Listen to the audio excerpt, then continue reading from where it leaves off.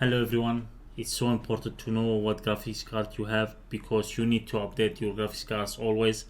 That's gonna make your game look better and you can get more FPS. So to do that, you have to go to here section, Windows section, click right and go to device manager and display adapters.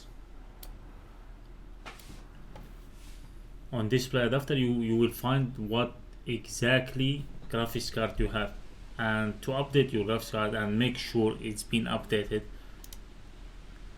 click right and click on update. Search automatically for drivers update. So the best drivers for your device are already inside. I already have the latest update, and if you want to make sure like when did you update your graphics cards, click right and go preparation drivers. You will find the last driver when it's been installed on your PC. So it's already I've been installed 20 days ago.